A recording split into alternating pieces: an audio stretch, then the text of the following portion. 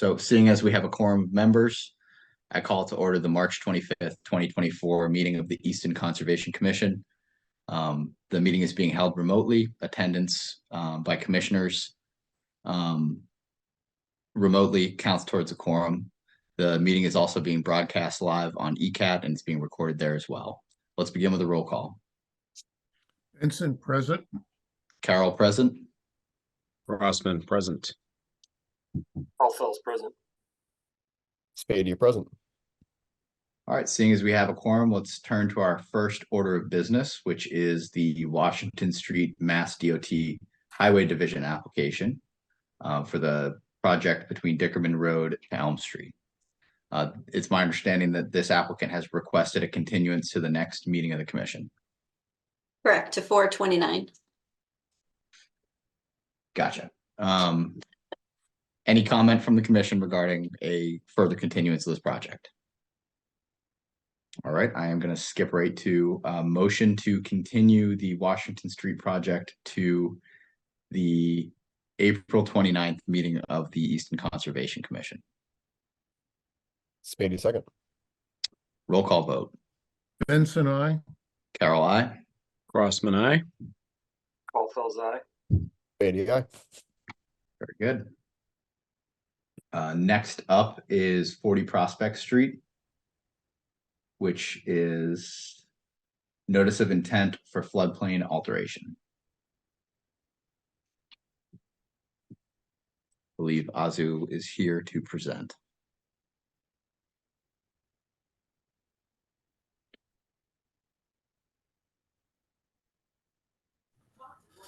Good evening. Good evening, Azu. We can hear you. We can see you. So it's half the Oh, battle. okay. Well, I was thinking I was incognito. Thank you for having us. So we are here for the continued hearing for 40 Prospect Street. By the way, I want to take this opportunity to congratulate the commission by congratulating your able agent who got the award at the MAC. That was pretty good. That was Certainly pretty did. good. Yes, Easton has a very good record with the MAC. Several years ago, the whole commission got an award. So that's obviously you must be doing something good. So congratulations, Jennifer. Sorry to embarrass you, but congratulations, it's in order. Thank you. Am I able to share my screen? Please do. And I recall a couple meetings ago, we had a pretty comprehensive application, and I think the commission just had a handful of questions, and there were some revisions to the plan to be made, I think specifically regarding the floodplain. Yes, sir. So remember, I am technologically challenged, so I'll try to share. Take your time. Window.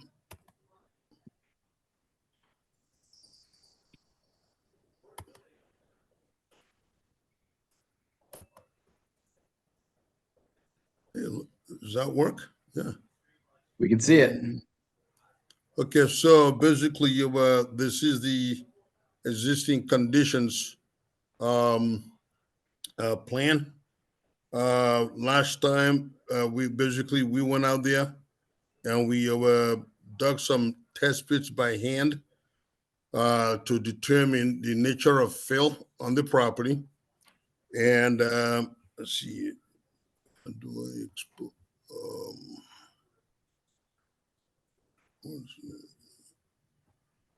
If I can blow up my screen, yeah. So up in this area here, let's see here, come on. So we have some test pit logs that we dug right in this area here by hand, from here right through this area here. And the average depth of the test of the fill that we observed was in the range of 2 inches to about 6 inches. And so the second sheet that I have, which is this one right here, basically shows you the detail of what we did right in this area here. So we have a test pit A, test pit B, test pit right here, and another one right here. And we didn't do any right here. It looked disturbed, but not much. And this was the area of the abandoned septic system. And the new septic system was placed in this area. So we didn't do anything over there. I provided a narrative of what we're hoping to accomplish. Although that we're doing the work in this area, we showed that the calculations balance out, and we have proposed a living area, if you will, coming from here, a post and rail fence along this area to contain the area of the yard without any more grading. We proposed some planting, including our shrub layers, and then stabilization with stabilization with our conservation of grass mix all through this area here. We propose that the fill can be regraded and removed by hand because it's not that extensive and deep. We can remove that by hand without much equipment operation. And we asked the commission to allow the garage and the driveway, in our judgment, if they have a paved driveway, that can actually be a way to control future plowing that could introduce more and more gravel into the road and then washing into the river. So that, in my mind, because they have an existing gravel driveway that can be disturbed every winter, I think there's a public benefit in allowing that to be paved but without raising the grade. The garage, in our judgment, will keep because this is a home occupied business. Mr. Hines is self-employed. He has 2 vehicles that he used for his plumbing operation. So I think the garage will keep the equipment out of the driveway. There will be a little bit of a lip on the garage floor so that if there's anything that drips, it will be contained within the concrete floor of the garage. And usually when you build a garage, it's always 8 inches. The wall is always 8 inches above the floor. So, and then we have a little bit of a recharge area here to put in a roof drain. And I think I have a narrative that I also proposed. It's a fairly detailed narrative, but in that narrative, what we asking the commission that on a permanent basis, if the commission were to approve the project with the requested variances / waivers, we have some proposed trees right through the area. And we're also proposing permanent conservation markers to be installed along that limit of right in the back of the proposed fence. Conservation markers, as the Conservation Commission has detailed in the past, these little polka dots in red, right here, all through here up to here, will protect all these areas here, the buffer zone associated with the BVW and the BVW itself.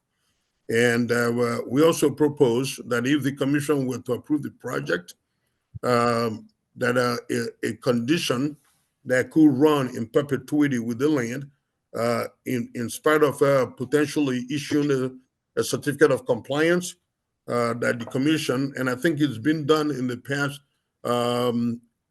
This idea came from a project that we did years ago on Elm Street, as well as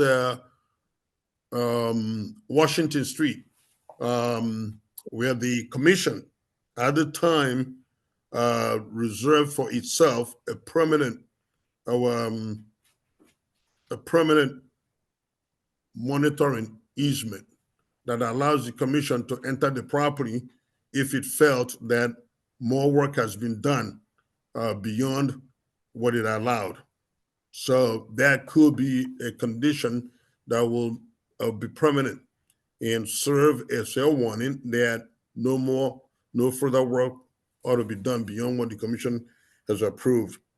And I think that the living fence, post and rail fence, will fit naturally without a chain link fence. That's why we propose the post and rail fence, that it's more rustic and more natural. And then what we propose is that before the garage is constructed, or even the driveway, that living fence be installed and certified, as well as the conservation markers, because the work can be done after that fence is installed and after the conservation markers are installed, without causing any disturbance. And then we'll have a erosion control barrier installed at the limit of work. I think in this particular case, there's not much grid alteration involved or proposed. However, I think a sill fence butted against the sill sock. The sill sock will provide the filtration, but the sill fence, it's a little higher. It will provide a visual barrier for Mr. Hines as he's doing the work. So that is our hope, and I think obviously I will not be sitting here and presenting a project of this nature if this were a new construction. This is trying to make, Mr. Hines is trying to build a career for himself, and was fortunate enough to buy this property. And I think that if the commission were to grant him the requested approval, that he would be studious and diligent to comply. I've expressed to him the difficulty in getting an approval like this, that the commission looks at the resources and the associated buffer zones very seriously. And if you look at the existing septic system that was removed, it literally was 10, 15 feet from the BVW. So I think we're removing that and moving that in front and allowing him to build a garage will make the property more functional, but also at least the commission will have a defined living area that can readily be monitored. So that is our hope, and we pray that the commission will see it fit to approve the project. Thank you. Thank you, sir. Are additional trees being removed under this plan? This here, that's where 1, 2, 3, and these two. That's it. 1, 2. Cause these two here, I wouldn't. You have 5. Yes, yeah. 1, 2, 3, 4, 5. Yes, and then we're proposing 1, 2, 3, 4, 5, 6, 7, 8, 9, 10, 11. What's the point of removing the current proposed trees for removal? These two are pretty much dead in our opinion. You can see it. So instead of waiting for them to fall, these two here for the obvious, these three for the obvious reason of the garage, and that's really it. Is the proposed garage, is that, I guess, bottom corner, is that in the floodplain? Oh no, the garage is not in the floodplain at all, Okay. but so it's the in the garage- buffer. It is in the buffer zone associated with the floodplain. Okay. Because under your local 227, you do have a floodplain buffer. All right. Jen, could you give staff comment? Yeah, the letter that was submitted still does not address each performance standard for each resource area. The waiver form is still not being used. It should be on the Easton waiver form that's been sent a couple of times. Staff report does not seem to be fully addressed yet. The garage does show that a corner of it is on the line. Doesn't show any grading on the plan, but clearly you would need some grading there. The garage should be pulled back so it's not in the floodplain area. The trees that are being planted are the result of a wetland violation. The waiver is required because the altered area is right up against the wetland or within 10 feet of it, and you have a 50-foot no disturb zone. Okay. That's it for me.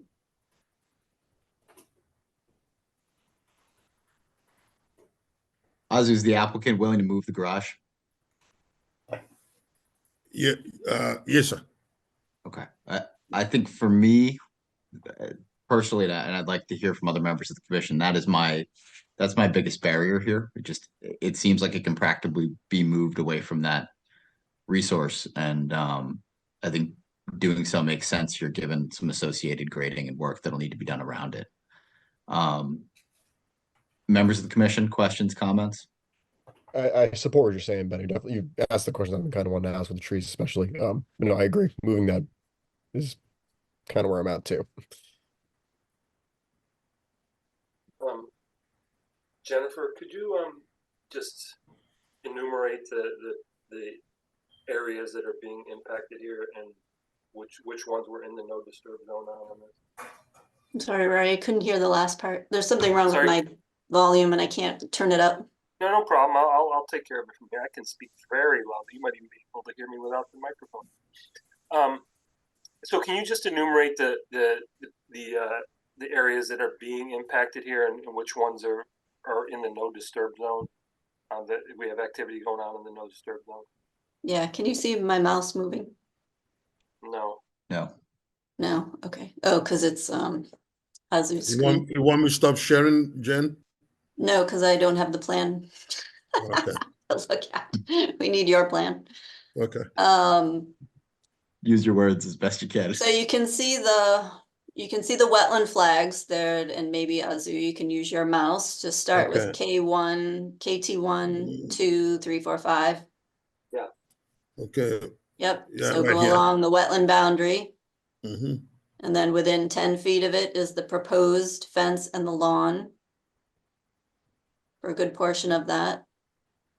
All of that is within the floodplain, which is the blue dotted line.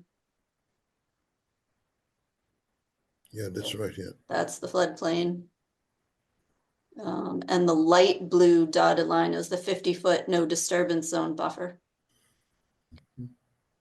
So there's a significant amount of work right. still proposed within the Right, yeah. floodplain itself, which is a resource area. It's like working in the wetland. Certainly inner riparian for the riverfront area.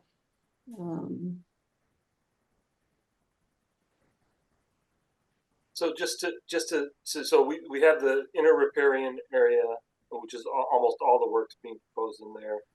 And Correct. then in the 50-foot no disturb on the BVW, we've got lawn and at least one tree removal and Well, all the trees that had already been removed in the violation area, yeah.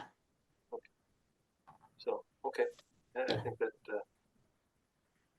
Answers my question. Thank you. Yeah, and the recharge area, I'm not sure how that's going to work, if you're putting water in the ground, if it's already in the floodplain and the area is flooded or the ground is saturated, more water can't fit in that area. So the groundwater recharge, I'm not sure is going to function properly. What that does, it's it basically attenuate. It's almost like having a speed bump on a road where cars will still be able to go over the road, but you slow down. So, but the idea of that is not that it's gonna take away all the runoff, but at least you will slow down the water coming down from the building. That's basically the intent there. But if all the soil's already saturated with water, how Well, can that accept during more water? during the 100% during the 100-year storm event, yes, because that's the definition of a floodplain. But I would note that in those times when you have the more frequent storms, like your 2-year storm, your 10-year storm, that will function properly. But yes, under the 100-year storm event, it will be flooded. That's correct. But I would imagine that we don't get. Now, obviously, the idea of calling this 100-year flood, I will tell you that it would be a mischaracterization to say that it only occurs once in every 100 years, which is what a lot of people try to communicate, but that is not the case. The idea of a 100-year storm is that a storm event that has a 1% chance in any given year of occurring. Now, you can have multiple 100-year events in any given year. And so, but I don't believe, even with the climate change, and I based the sizing on the new DEP flood inches. So based on the 11-inch precipitation. However, I still will maintain that, yes, it will be flooded if you have 100-year storm event. If you have it once in a year or 2 or 3, yes. However, I don't believe that we have in any given year multiple events of the 100-year storm. And so for those more frequent storm events, it will not be, yeah. Do you have 2-foot separation of groundwater? No. Because And it'll be putting water and the into the reason, groundwater that's already full. right, and the reason That's not going to work properly. the reason I did not do that to get you to only have a foot. The reason I didn't do 2 is I'm trying to not bring more fill on the land than what is there. That's the idea. If I try to achieve a 2-foot separation, then I'll be out asking for more alteration, more fill. And if you more fill I bring, I gotta spread that. I've gotta regrade the area so that it slopes gently. So They wouldn't be allowed in the floodplain to put more. right. in. That's So you're saying you have 1 foot of 1 separation. foot above the floodplain? I mean, No, 1 no, foot above the groundwater elevation? groundwater. Yes, ma'am. Okay. Not 2 feet. And you're proposing to remove all of that fill by hand? 'Cause that Yes. does not seem practical. Well, but if so, if we do, I am thinking that we will start the work as soon as possible. But if we were to say, okay, which the commission can order, and say, no, we want the work to be done during the driest time of the year so that I can bring an equipment that will not, we try to bring an equipment to do the test pits, and it almost sunk out of sight and made more mess. So if the commission were to order the work to be done during a drier period, yes, Jen, we can do that with, keep in mind that most of the fill, it's basically a couple of inches, except for the small area where it's 6 inches. Still, if you have a dry period that can be done. Obviously, the foundation for the garage cannot be done by hand. You know, Yeah. um, Oz, is there any way to put the recharge out front? yes, we could do that. Yes, sir. Would that solve an issue here? The keep in mind, look, where's my cursor? Here's the new septic system that was built to replace the failed system here.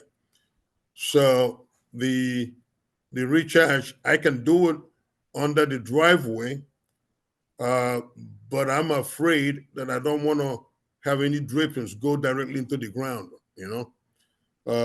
And if I do it right here, this is already inside the floodplain.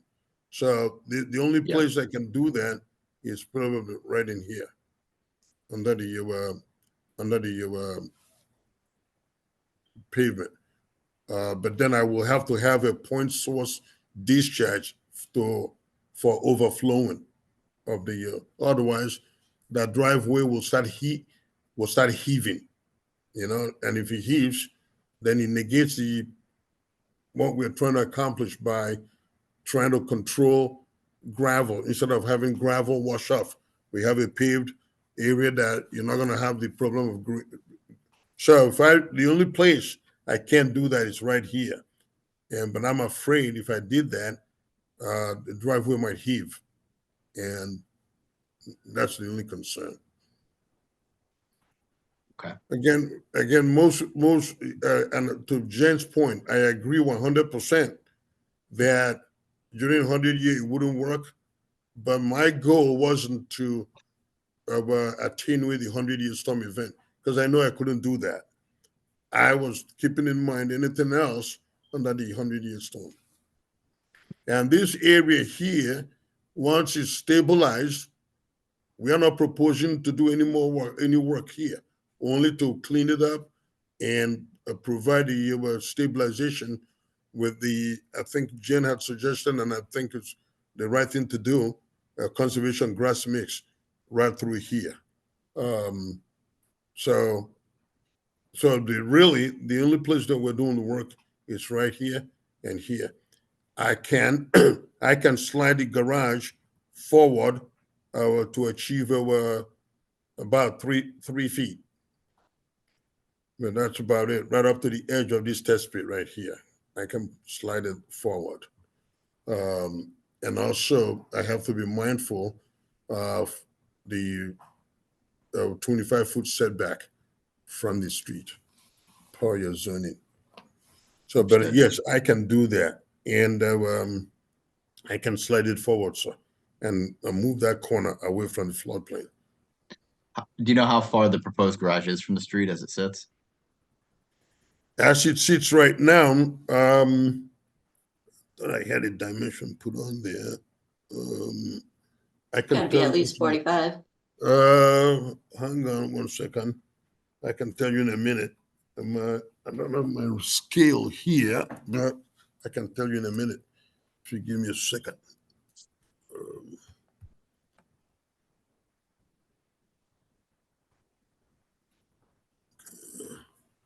That is the 20 feet right there. That's 20 feet there.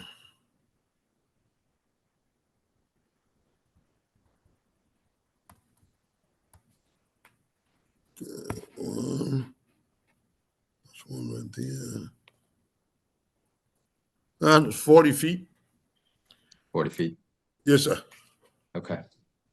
So I can move it forward. The only thing is, as I see, this floodplain line comes in like here. So the more I move it this way here, the more I get closer to this line. So I can move it to be even with this point right here. Okay. And that was substantial. I think what we're dealing with here is, from a conservation perspective, it's a challenging site. And Yes, we're sir. proposing a lot of new impervious surface here between asking to pave the driveway and the proposed garage. And so I think moving it forward farther away from resource areas, and I don't know if this is possible, but is there a way to recharge it behind the garage and outside of the floodplain?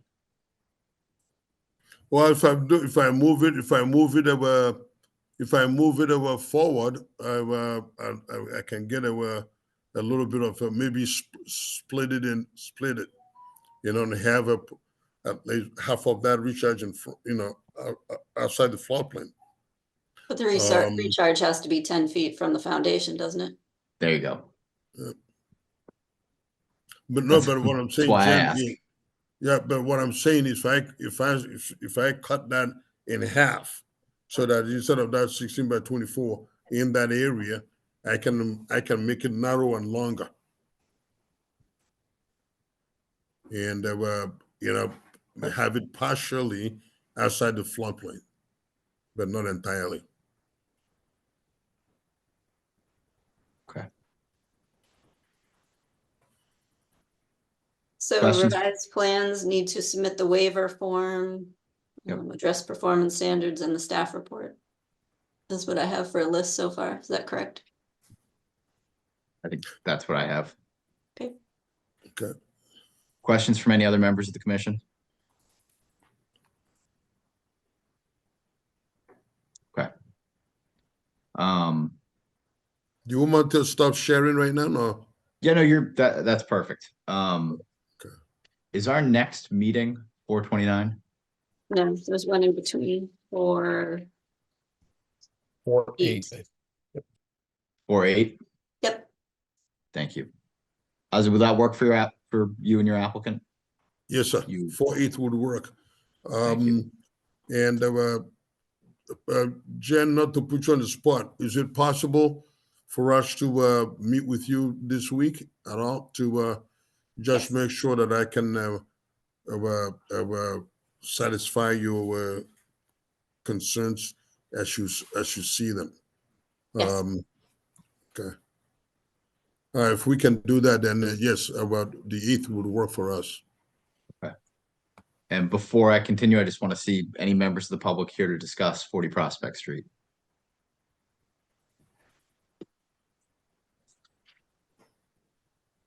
All right, seeing none. Azu, I'm gonna continue unless you object. No, please, I will appreciate that, sir. Motion to continue 40 Prospect Street to the April 8th, 2024 meeting of the Easton Conservation Commission. Benson second. Carol, second. Sorry, roll call vote. Benson, I. Carol, I. Crossman, I. Paul Phil's aye. Spady, aye.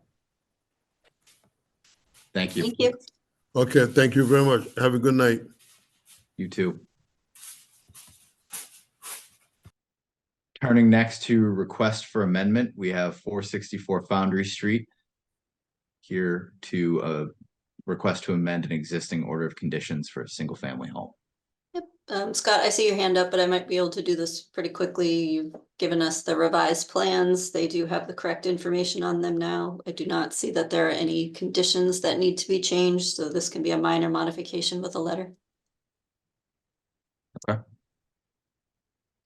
Comments? Looks like Scott's joined us. There you go. That's fine, Mr. Chair. Thank you, Jen. That would be fine. I don't need to talk if I don't need to talk, Mr. Chairman. We'll take it. Thank you. Questions or comments from members of the commission? Any public comment for the requested amendment to 464 Foundry Street?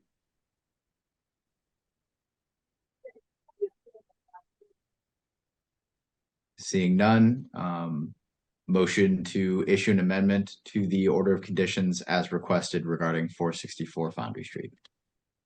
Crossman, second. Carol motion, Crossman second, roll call vote. Benson, I. Carol, I. Crossman, I. Paul Phil's aye. Spady, aye. Thank you. All right. Thank you for your time, folks. Appreciate the help. Thank Absolutely. you. Good night. Turning next to certificates of compliance, our first order of business is 7 Elderberry Drive. Paul Noonan, applicant Ken Thompson, request for certificate of compliance for backyard patio project. Here we We are. can hear, Ken, we can hear you and we can see There's a first. you. Can I share the screen, please? Please do. Um,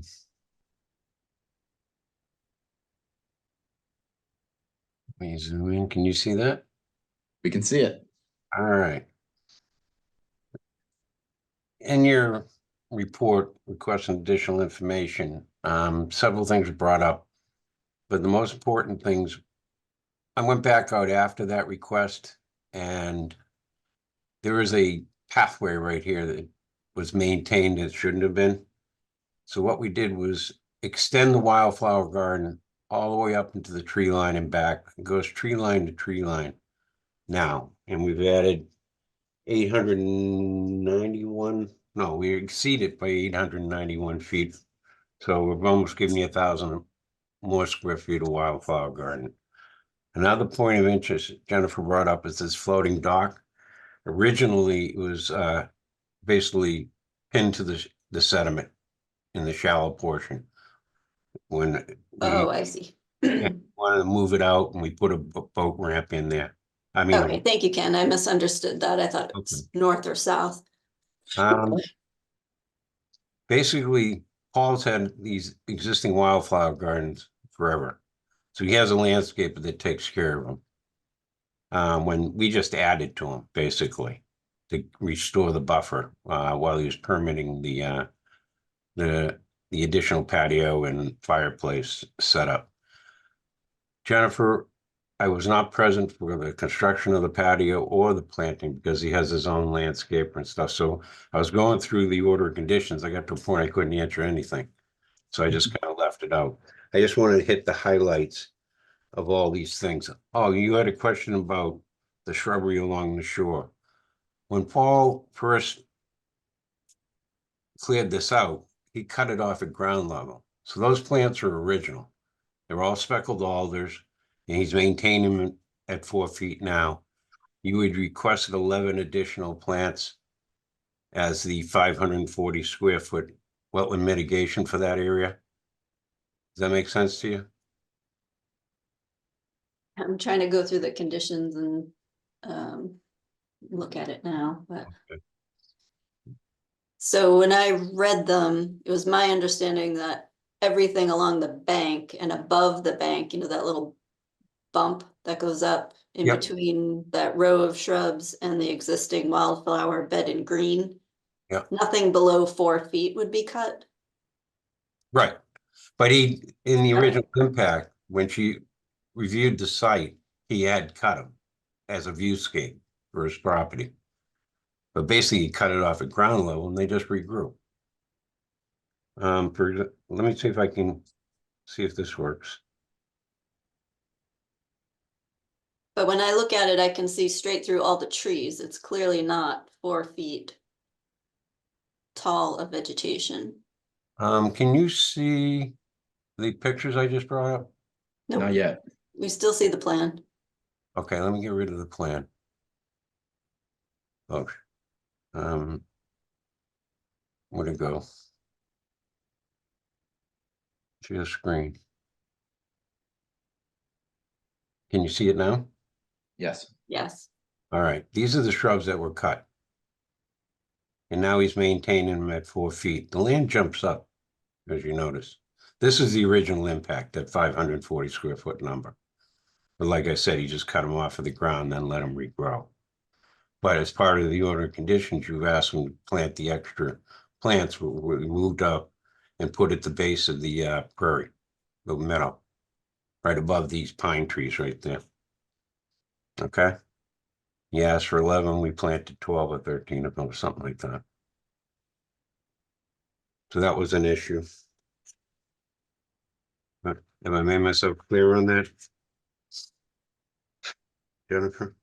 I believe so. Okay. I'll bring up another set of drawings for you.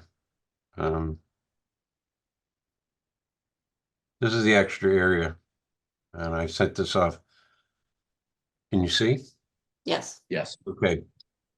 This is the original meadow that was planted in 2019, 2020. We've extended it down and back here, and by removing the pathway, laying in a few inches of compost,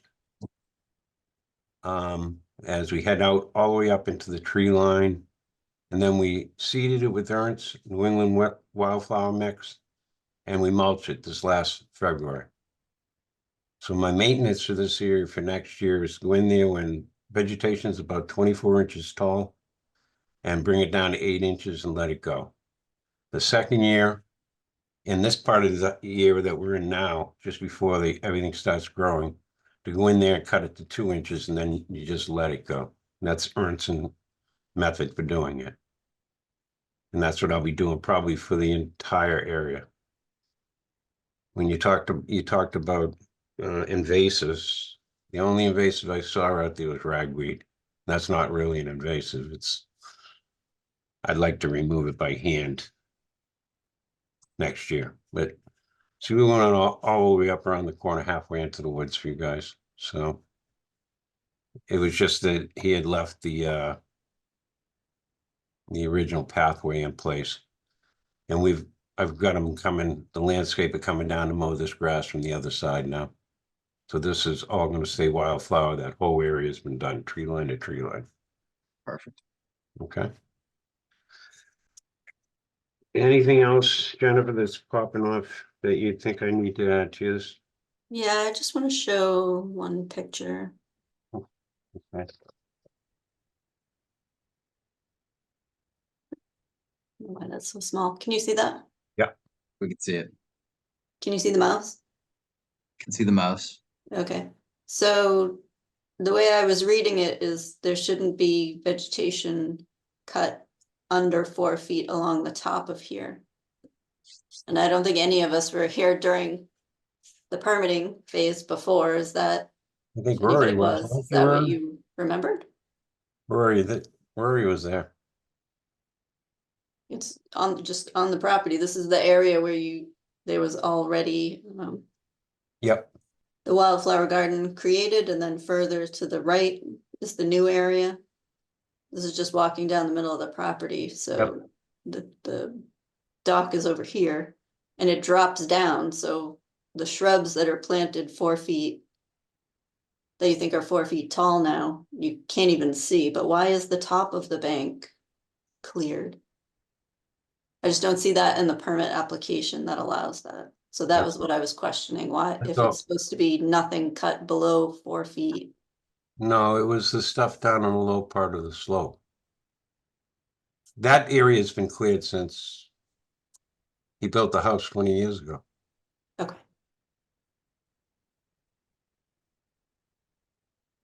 So it's basically the okay, wetland. that was my question. Okay. I think that originally happened a long time ago. But now we have meadow right to the top of behind those trees and shrubberies. Okay, those were all my questions. Rory, do you have an independent recollection of that? Not to put you on the spot. So, yeah, I mean, I don't think from my standpoint that the shoreline was a huge issue because it was relatively barren. I mean, there really weren't. It wasn't like stuff was getting cut down up on the upper bank as opposed to the lower bank, if that's my recollection. So it appears to be. You know, I can't say because it's winter time, so it's hard to say. But you know, I think that the intention was for them in the future not to cut anything down lower than 4 feet. And you know, I haven't gone out to see it this time. Obviously, as you know, I went to every site before, but I think that it's probably in compliance with what was expected. Okay, thanks. That was a pond I frequented for a long time, canoeing and kayaking, and so I do have a memory of like that top being lawn and then shrubs to the bottom. All right, any comments or questions from members of the commission? All right,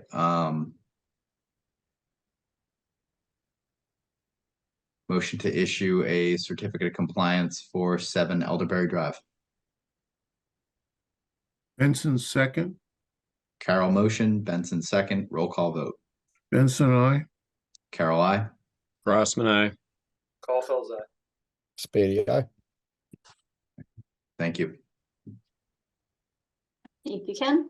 Thank you, everybody. Have a good week. You too. Thank you very much for your time. No worries. Bye-bye. Bye. Next up is request for certificate of compliance, Twin Brook subdivision.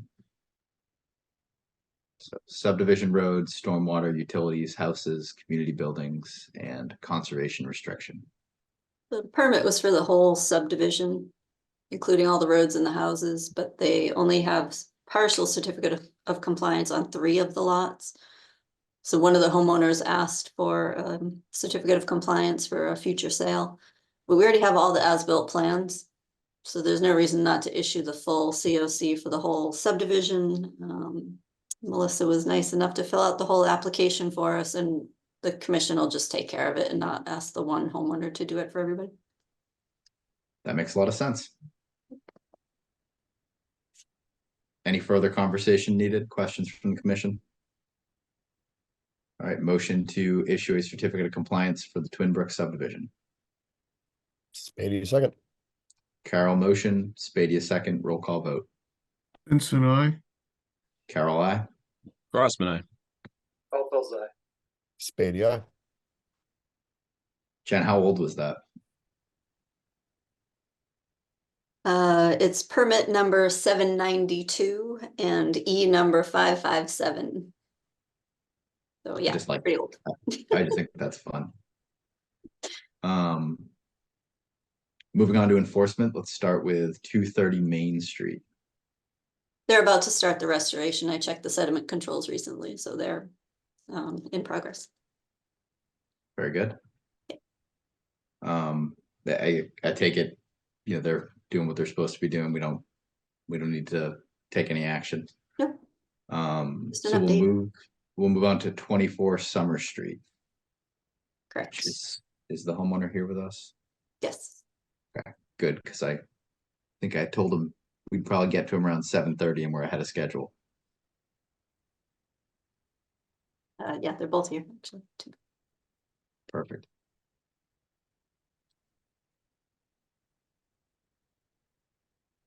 Can you hear me? We can hear you, we can see you. All right, fantastic. So for members of the commission who aren't myself and Mike, we did a site visit and heard Steve's sort of concerns and sort of assessed the situation.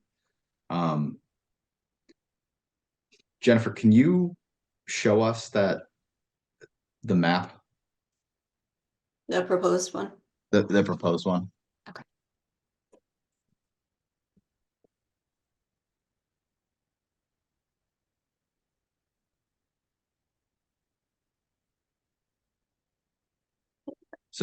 So while Jen pulls that up, we were here about exactly 3 weeks ago for an enforcement order, and we were going through the applicant's plan, and there were some concerns about exactly where things were to be planted. So we went and met on site, and we're trying to arrive at, I think, a proposal that meets our standards and also gives Steve some beneficial use of his backyard. So Steve, this is what I mean, not that I'm proposing, but I think could be a pretty good compromise here. Okay. And Jennifer, tell me what I'm getting right or wrong about this, but I'd say just start with the resource areas so the commission knows what the jurisdiction is and the no disturb areas. would you But mind doing then that? yes, go into it. Oh yeah, so they have wetland and potential vernal pool, which I think is a little bit low in this aerial photo. It probably up here. Yeah, that looks like So probably summertime. yeah, so well, it's from Google Earth. I think it was May 23. Yeah. It was the clearest photo I could find. So it is wetland, 100-foot buffer zone, 50-foot no disturb zone. There's a potential vernal pool. So that potential vernal pool habitat is up to the blue line 100 feet. And then there's a 100-foot buffer zone to the vernal pool adjacent to that. Right. Okay, So Steve, what we're looking at here is, when we went out, there's clearly a problem tree close to your house, and I think we understand that. So what we're Yeah. looking at is allowing a permit for some lawn to the side of your house. Okay.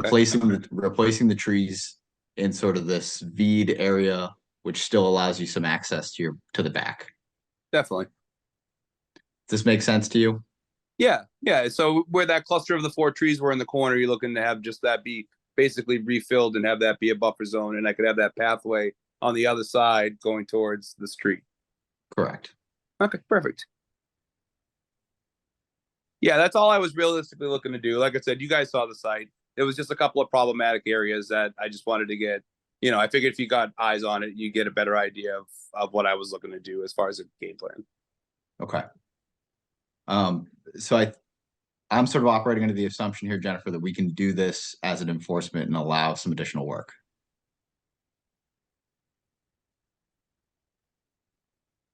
Does that make sense? Your enforcement order would allow the restoration, but approving the additional lawn and clearing and additional tree removal does require a separate permit.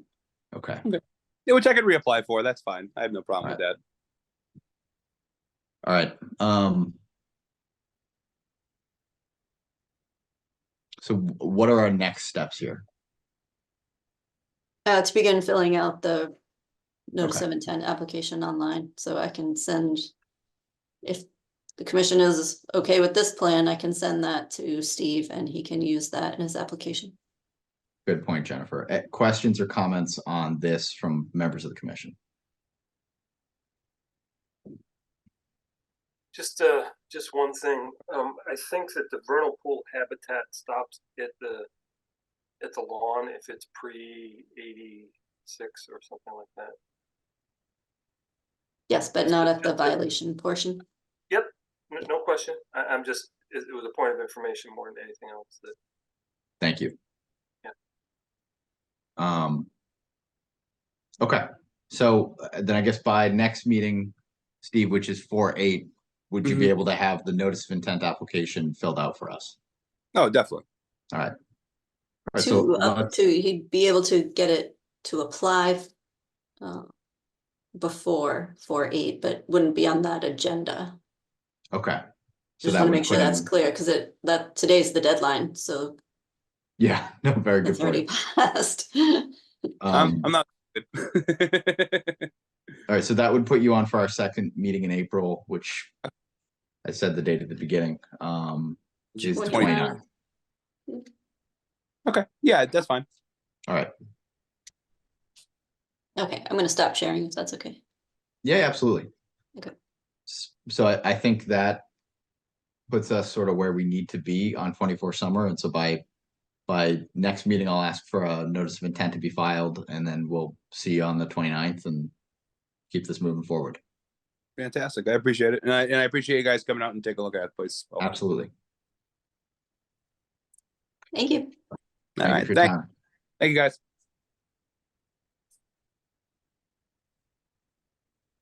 All right. Turning to our next order of business, it is enforcement 5 Jonathan Drive.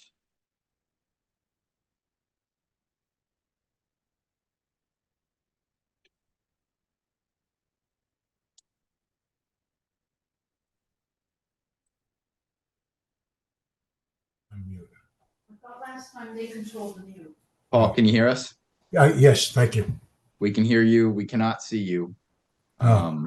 They can't see me, John. No, I think that's okay. We can hear as long as you're good to talk to us. If you want to be seen, we can try to figure that out for you too.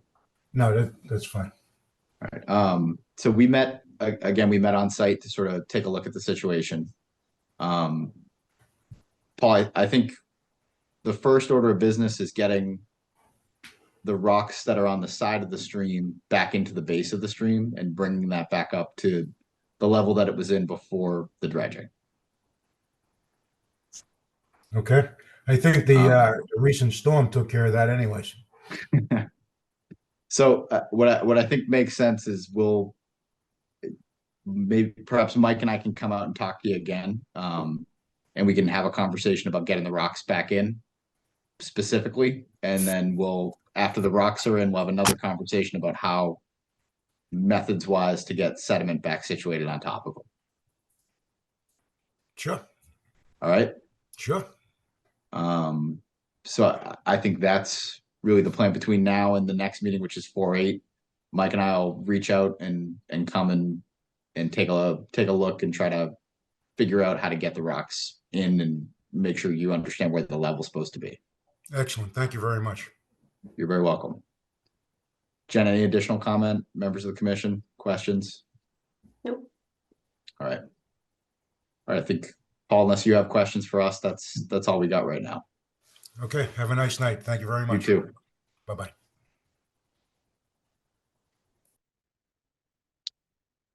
So enforcement moving next to 109 Rockland Street. After a few emails, I did get a draft plan today and a letter, so I do need to review those, and hopefully we'll have something for the next meeting. Okay. Do you need anything from us? Nope. So let's turn to 321 Bay Road. They're all set. The compost has been removed, so we can release this. Does that require a motion? Nope, I'll just send them a letter. Perfect. 80 Short Street. I forgot to look at our last, well, Yeah. it wasn't our last agenda, it was several meetings ago to see where we left off with this.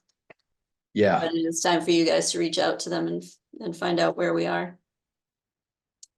okay. I don't recall exactly where we left this because it's been a few meetings since it's been on. So why don't we talk about that between now and next meeting and just get them back on track heading into a season where they'll be able to do something back there. So now Can I You're just- heading to muted. board- Yeah, I know, thank you. Can I just make, so 80 Short Street, is this the one that had the fill into the wetland where they? Yeah. Okay, this is like 3 or 4 years. Yeah. Okay, And there was also, I think, the problem of additional unpermitted patio went in. shocking. So we just, I think, need to put it back The on. applicant, I'll be quite honest and forgive this, but the applicant was recalcitrant in the beginning. And so, Yeah. you know, they were resistant to this project, and they appeared to just use the I'm going to do it as slowly as possible and maybe they'll forget about me technique. And so I would strongly propose that we must be getting at the end of our rope here. I would agree. I would agree, Rory. Just a comment. Thank you.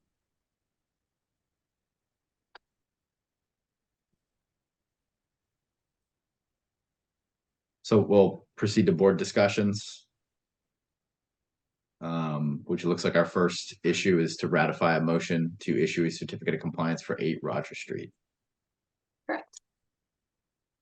You issued that at the last meeting. We just didn't have enough time to put it on the posted agenda. Okay, There was a closing involved, so we put it on the agenda quickly. so we need a motion. Yes, please. Motion to ratify the certificate of compliance for 8 Roger Street. Crossman second. Carol motion, Crossman second. I beat him. Roll call vote. Benson, I. Carol, I. Crossman, I. Paul Felzai. Spady, aye. Al, you're up. Meeting minutes. I'd like to make a motion to accept the minute meetings from March 4th as amended.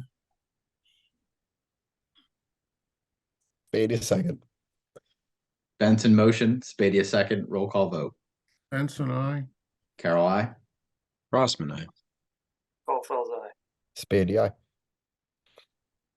We have the utmost faith in Al. Thank you.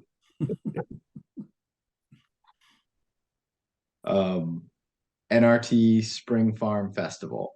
So the question is, the event is May 4th, 10 to 2. Do we want a table? And by do we want a table, it means, does anyone here want to go and be at a table? From What's 10 to the 2. May 4th? What like day of the week is that? Saturday, What's the time? 10 to 2. And 10 to 2. you can put me down tentatively as sitting at the table. I think I have 10 to 2 on Saturday free. It'd be good to have somebody there, so thank you for doing that. Yeah. I'll probably be there, but in the capacity of dad with daughter. Is there any type of polo shirt that I can wear with the insignia on it? That would be good. Or otherwise, a uniform would be great. There's a giant frog costume. Perfect. I could be talked into that. That's I'd perfect. like to make a motion. Second. What did Nate get himself into here? Well, I been known don't to wear really have a mascot giant frog costume. costume. Salamander. Wait, so is there actually a frog costume? No, but I'm tempted to make one now. We might have it in the budget to order one at this point, That'd be maybe. great.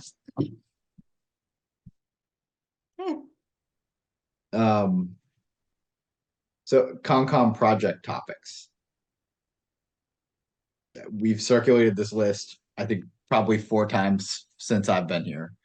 I think we are finally coming up on a period of time where we're not having 4-hour agendas, and it'd be really nice if we could dive into a couple of things that maybe members of the commission feel strongly about. So I think it starts with, for the 5th time, circulating a list of potential project topics and asking if anything in there piques anybody's interest. There are some things that I think need to get done, and then I would think this would be a good opportunity to add some stuff that individuals here might feel strongly about, like Al's tree project. What are some things that need to be done on that list that we have Want me already? to just show it? Please. Would we separate out those that need to be done from the rest? So those could be prioritized? Hang on just 1 second, because I thought I had it up. Right here.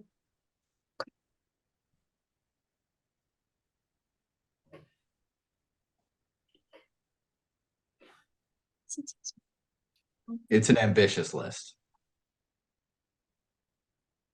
But I think what has sort of prompted this is just discussions about trail maintenance and staying involved with our trail volunteers. And I think it created a good opportunity to take a look at the projects that we ought to be engaging in as a commission outside of applications.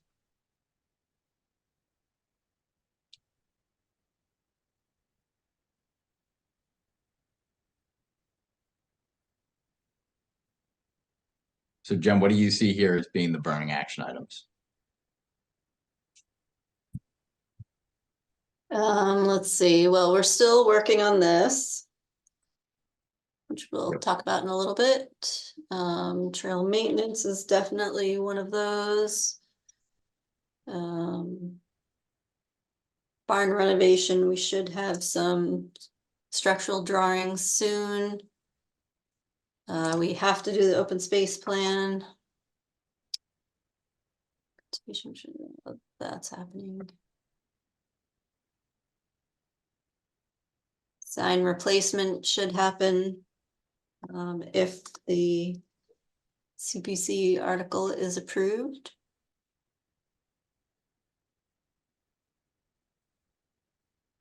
I've already certified 2 vernal pools and submitted 2 watch list species records.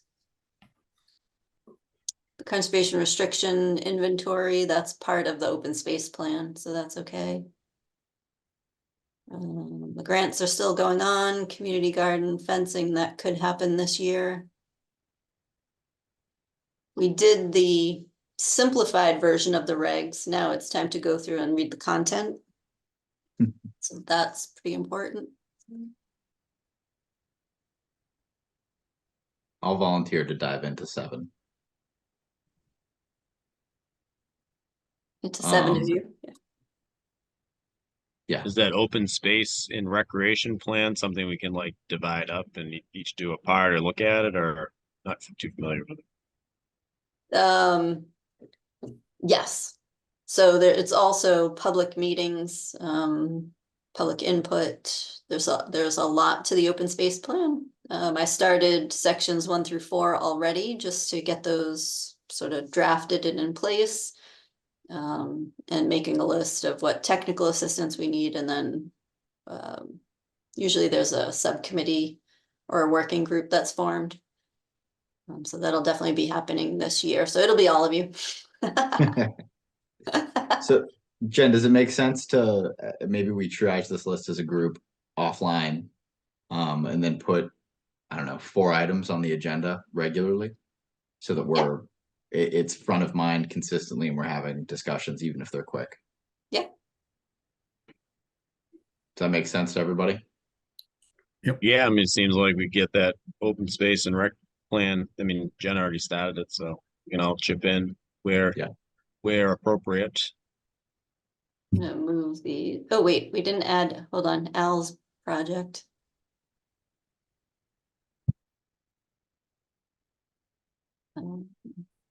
Which is awesome.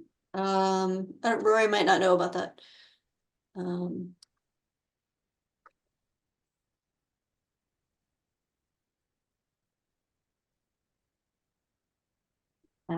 Al donated some funding, a lot of funding actually, for us to restore some American chestnuts on conservation property, which would be a great project. Wow. Thanks again, Al. And then Jennifer was very reactive to that, and she obtained other funds from the state, which matches what I put in, so it kicks it off. So if this Well, goes well, I didn't do it yet. well, if this goes well, we'll try to do it again next year.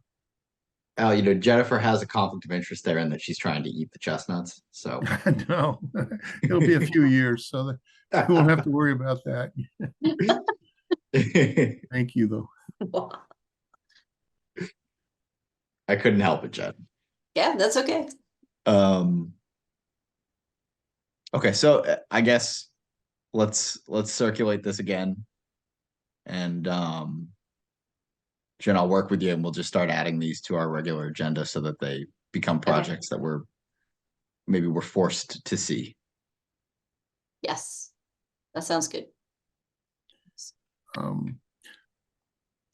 We may want to think about the chestnut tree planting project a little earlier, so it's still a wet season to get it planted. So I don't think we want to do it in August, July, August, that kind of time frame. If everyone agrees. Absolutely. As long as we can do that logistically. We're due to ask our forester to take a look at Wheaton Farm for the forest management plan. We didn't act on it earlier because we didn't have a good crop of pine cones ready. So if you want to make sure there's a good seed mix in the ground before you start to take the trees. So we can ask Phil at the same time of a good location for the chestnut planting. Perfect. So those two can kind of go hand in hand. And you had said you want to put some at Tufts Farm as well? It would be nice. Okay, thank you. Yep. Okay. So we'll send that around again. Thank you. Next up is chair updates. It's just on my mind, so I'm going to say, I know we were looking potentially at a land donation associated with Barron Estates project. Have we had any further correspondence from that individual? I know I sent in the model deed.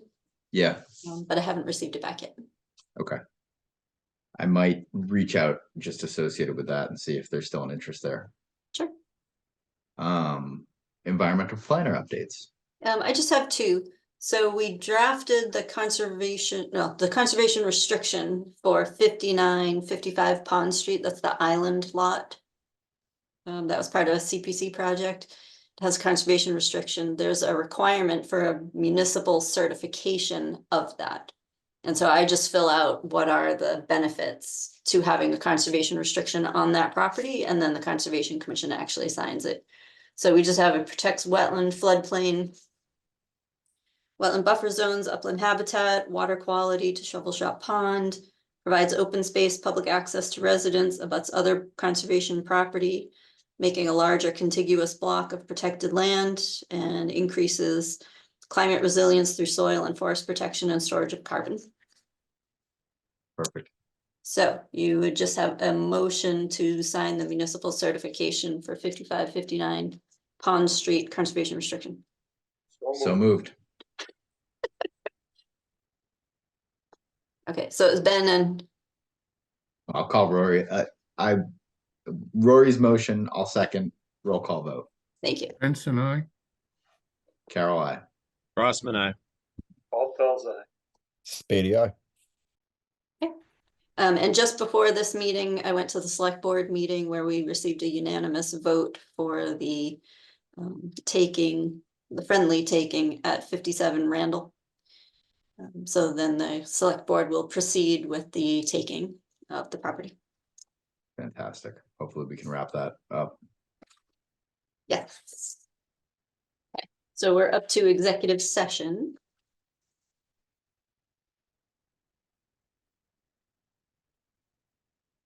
I always forget how to enter executive session.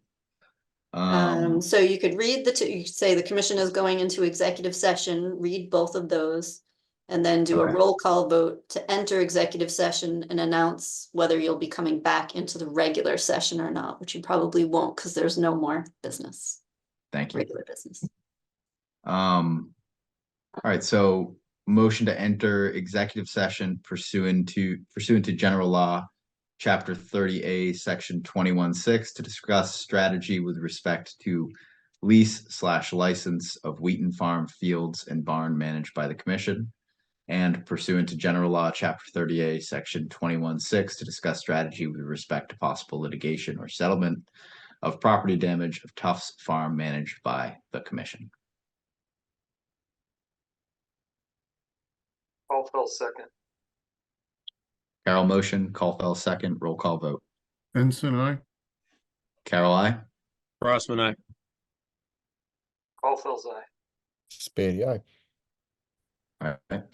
Okay, and just mention we are not coming back into the regular session. I always miss something. We will not be coming back to the regular session. That's okay. And so we're gonna stop recording and then anybody in the public would have to leave the meeting now. So we have two people here. I don't know if you have anything you want to mention before we actually leave.